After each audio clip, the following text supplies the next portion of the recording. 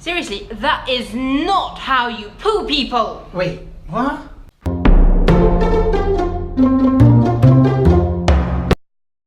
Remember when you were 2 years old and trained to use the toilet and thought that you would never have to learn it again in life?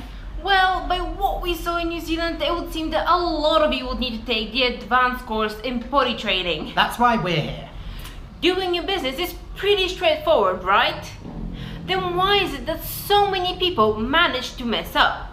In every sense of the expression.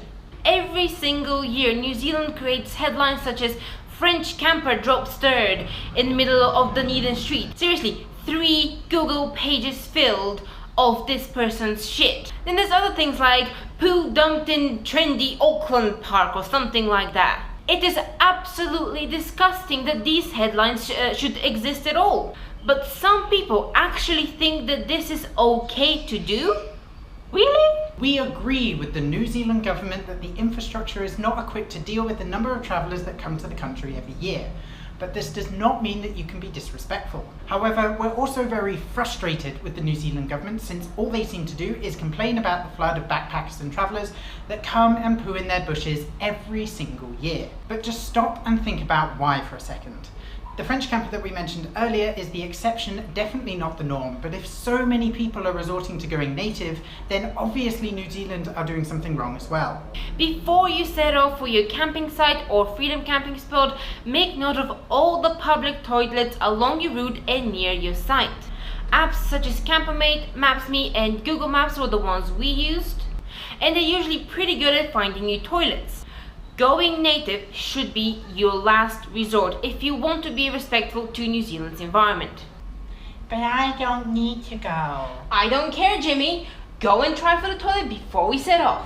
I'm fine now. Jimmy, go now. I don't want a repeat of last weekend.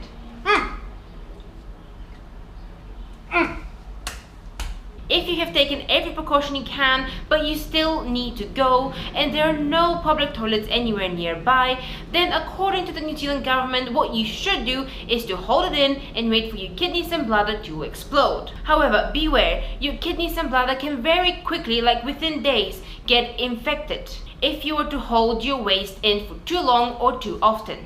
If you don't want this to happen and you don't want to end up as the next big headline on the news, then this is what you should do.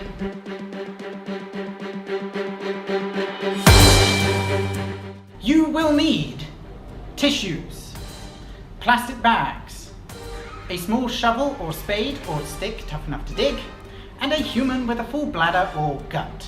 Number 1, go deep in the woodland on public land. Stay away from any water source, boundary or footpath, and go way out of sight. Number 2, dig yourself a hole with your shovel or stick. Number 3, do your business in the hole.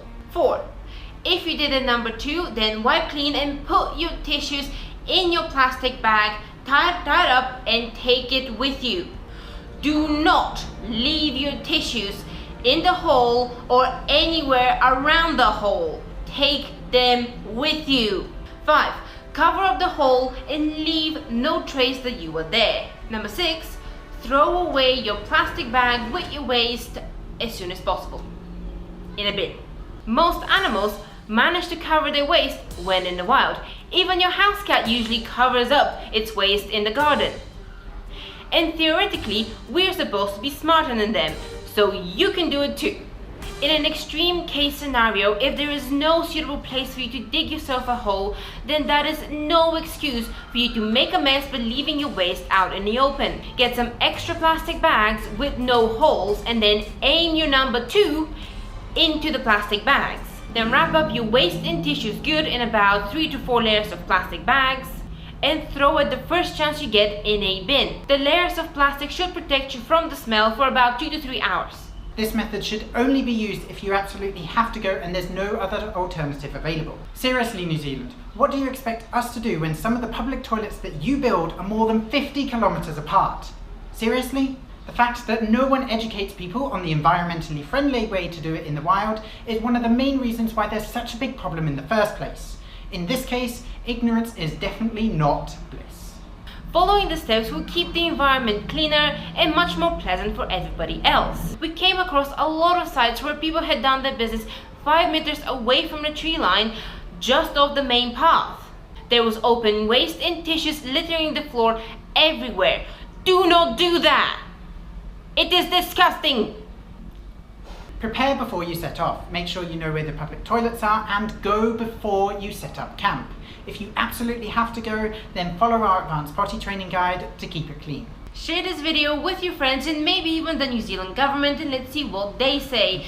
What experience did you have freedom camping? And do you think that the New Zealand government should just stop complaining and build more public toilets? Let us know down in the comments below. Follow us on Facebook, Twitter and Instagram, subscribe for more videos and check out our freedom camping series. See you next time, guys.